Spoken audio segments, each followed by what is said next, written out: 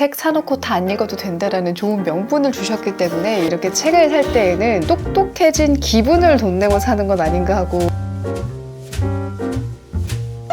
안녕하세요. 오늘은 저와 함께 책 택배 박스를 뜯어보시겠습니다. 사실 지난달 말에 도착을 했던 중고책 박스까지 있지만 오늘의 메인은 아무래도 새해를 맞이해서 산 10권의 책이겠죠. 20만 원 정도 주고 샀습니다. 이게 꼭 영상을 찍으려고 하면은 평소에 잘 쓰던 커터 칼이 안 보여요. 그래서 가위로 이렇게 뜯어보겠습니다. 이번 달에 책을 살 때에는 뭐 갖고 싶었던 책도 있지만 좀 새해를 맞이해서 10권이나 20만 원이나 쓴 거기 때문에 다양한 분야 두루두루 지식을 넓힐 수 있는 책들을 골라봤습니다. 근데 그렇다고 해서 바로 다 읽을 건 아니잖아요. 우리가 아는 굉장히 유명한 작가님이 책 사놓고 다 안 읽어도 된다라는 좋은 명분을 주셨기 때문에 일단 기분 좋게 사보는 겁니다. 어떤 책부터 나올지 모르겠는데요.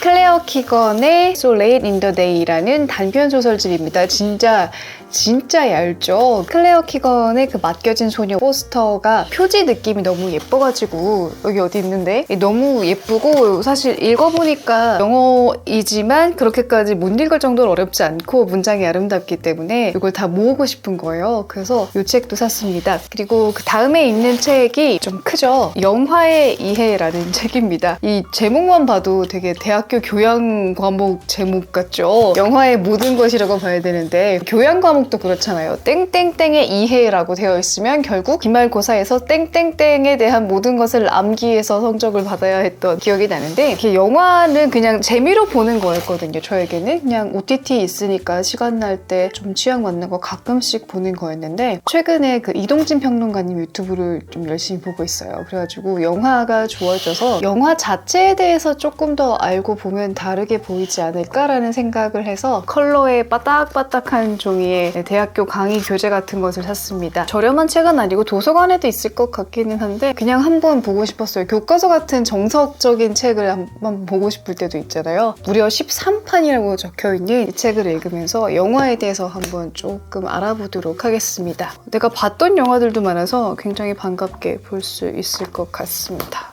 그 다음에 또 해외 작가들의 작품들이 줄줄이 기다리고 있는데 로마 이야기를 샀어요. 제가 준파라히리 이 작가님 되게 좋아해서 막 작년에도 영상에서 여러 번 떠들었던 것 같은데 가을에 나왔는데 조금 늦게 샀죠. 제가 이렇게 북티브를 하다 보니까 체크아웃을 찍는 게 여러분들도 저도 좋은 일이라서 좀 몰아서 사게 되는 경향이 있어요. 그래서 좋아하는 작가님이지만 조금 참았습니다. 그리고 독특한 게 이탈리아어를 배우셔가지고 이탈리아어로 쓰신 작품이라는 것도 너무 신기했습니다.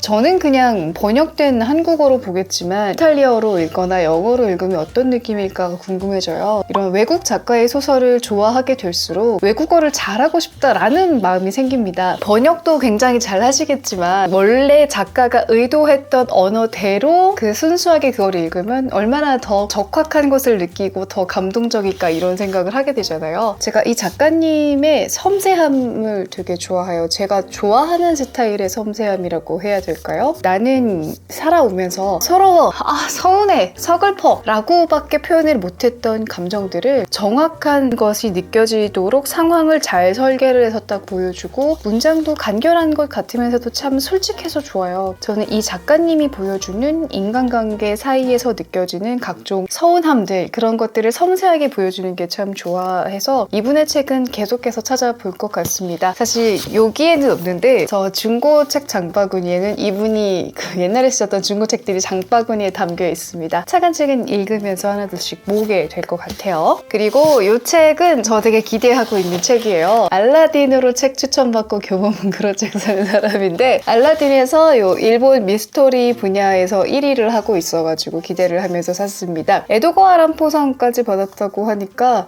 대단한 작가인가 보다라는 생각이 절로 들게 되는 거죠. 세계 종말의 상황에서 일어나는 살인사건을 다루었다고 하는데 어떤 사연을 담고 있을지가 굉장히 궁금해지잖아요. 요즘 이런 책들을 보면은 그냥 단순히 앞으로 어떤 일이 벌어지지? 왜 그랬지? 와 더불어서 작가 자신이 넣고 싶은 메시지도 잘 살아있는 경우도 있으니까 스릴러 같은 이렇게 긴장감의 재미 말고도 다른 것도 있을까라는 기대감으로 샀습니다. 빨리 읽어보고 재밌는지 꼭 말씀드릴게요. 여러분들 새해에도 좋은 책들도 읽어야겠지만 재밌는 책을 또 놓을 수가 없잖아요. 최대한 빨리 읽어보고 이거 살만한 책인지 제가 감히 한번 판단을 해보도록 하겠습니다. 그리고 또 클레어 키건의 책이 나오죠. 이처럼 사소한 것들입니다. 맡겨진 소녀가 되게 좋아가지고 짧으면서도 문장도 아름답고 참 사람 먹먹하게 하는 감동이 있다 생각을 해서 이 작가를 내가 좋아하게 될 것이 분명하다라는 확신으로 샀습니다. 그러면 궁금하실 거예요. 이게 읽었던 원서도 샀고 읽어볼 원서도 샀는데 왜 이 책은 원서를 사지 않느냐 하는데 사실 제가 이 영상을 찍으려고 나름 되게 시간을 들였어요. 12월 말부터 이거 넣어놓고 이거 확 질러야지 하고 있었다가 정작 이거를 딱 주문할 때가 되니까 이거의 원서는 잠시 품절이어가지고 배송이 지연된다고 하는 거예요. 영상 올릴 그 스케줄이 안 맞아가지고 여러분들과 그 북클럽으로도 해볼까 생각을 해서 좀 미리 검토를 해보고 여러분들과 또 좋은 이야기를 나누게 될 것 같아요. 또 안에를 보니까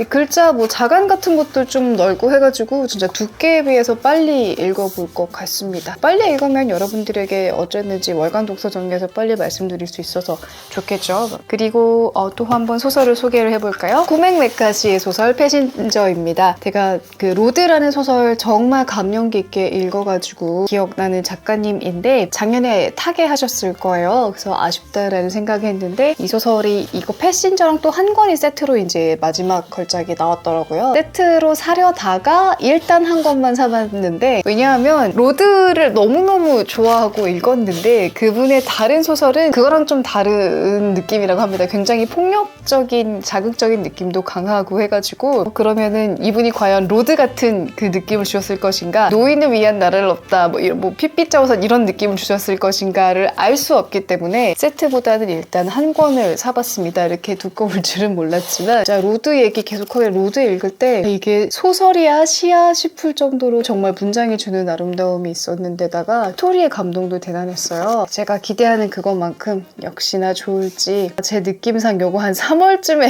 읽게 될 것 같아요. 다른 책들 읽느라고. 근데 여전히 큰 기대를 하고 있어 보겠습니다.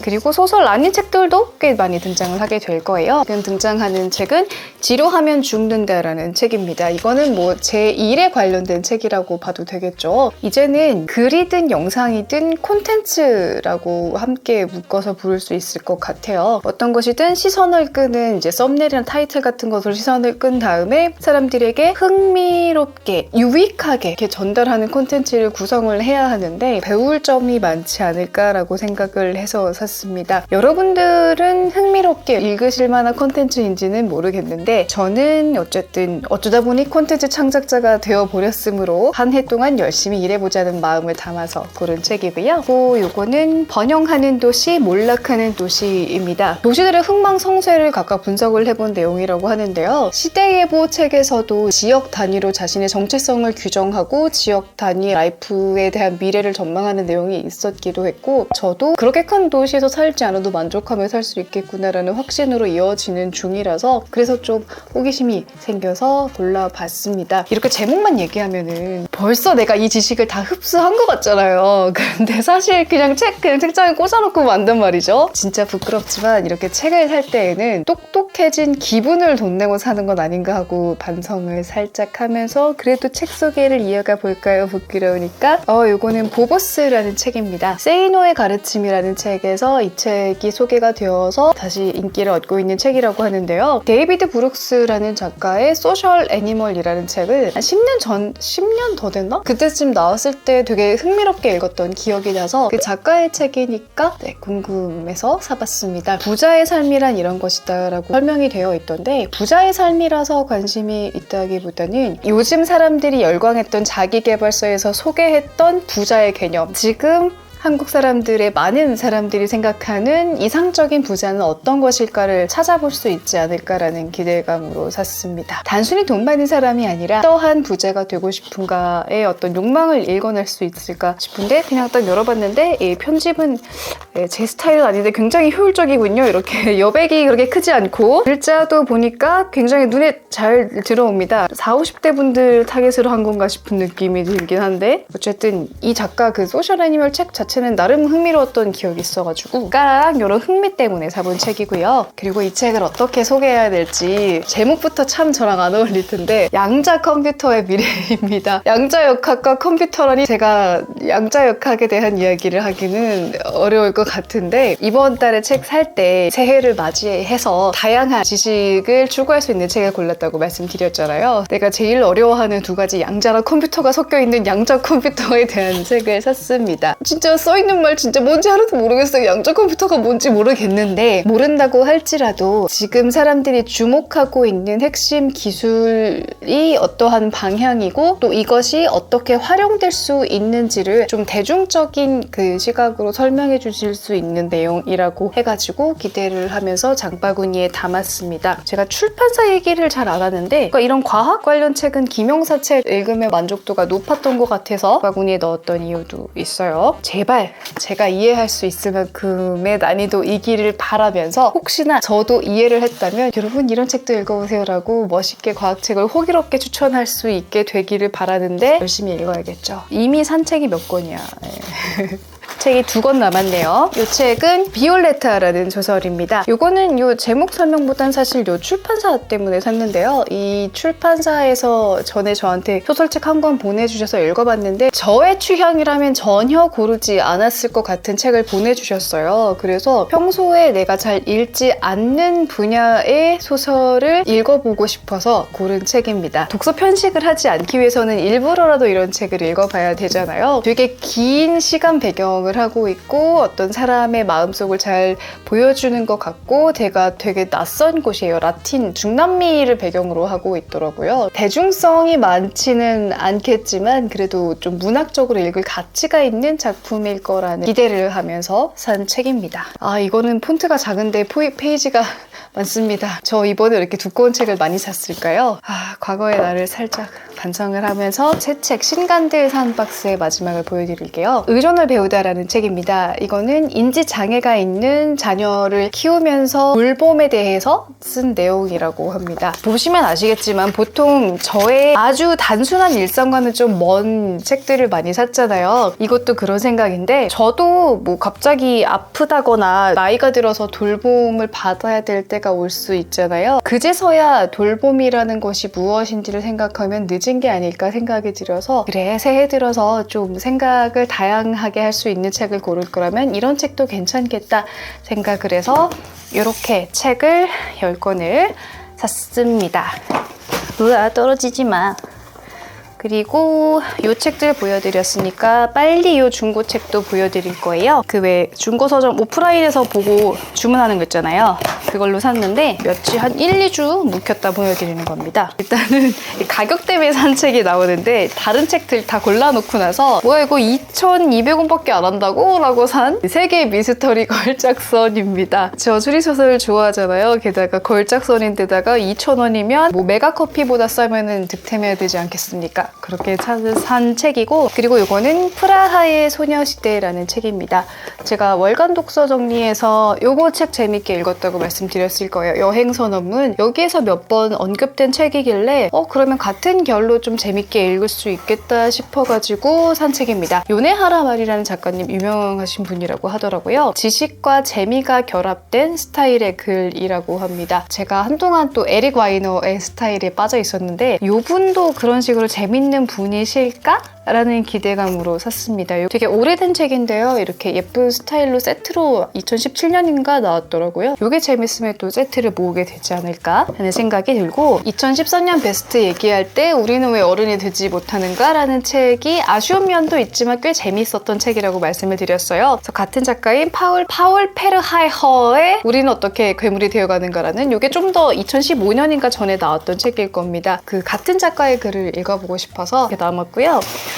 아, 이거는 트러스트입니다. 이건 진짜 사야지를 몇 번을 했는지 모르겠어요. 그러다가 그 알라딘이랑 교보문고 들어가면 MD의 선택 이런 거 보고 재밌겠다. 그리고 심지어 표지도 괜찮은데? 라고 생각을 했어요. 그래서 넣어야지 하다가 신간 말고 중고 서점에서 팔아도 될 정도의 시간이 지나버린 거죠. 그래 뭐 사는 김에 사야지 라고 딱 결제를 하고 택배가 딱 왔는데 아마 택배 온 날 이동진 이동진 평론가님의 올해의 소설 베스트인가 거기에서 요게 딱 소개가 된 겁니다. 이건 진짜 꼭 읽어야 한다는 신의 계시가 온 것 같다. 나는 이걸 꼭 읽을 것이다 라고 생각을 합니다. 이렇게 해서 신년맞이로 이번에 한 25만 원 썼나? 쓴 것 같은데요. 뭐 이렇게 샀으니까 뭐 한 다음 분기쯤에야 책을 사야 되지 않을까. 지금 산 책을 다 읽는 것만으로도 버겁지 않을까라고 생각이 드는데 몰래 사지 않겠습니다. 혹시 여러분 어디 서점 가셨는데 제가 서점 구매 대기줄에 서 있다? 보시면 저를 말려주세요. 그건 안 될 일입니다.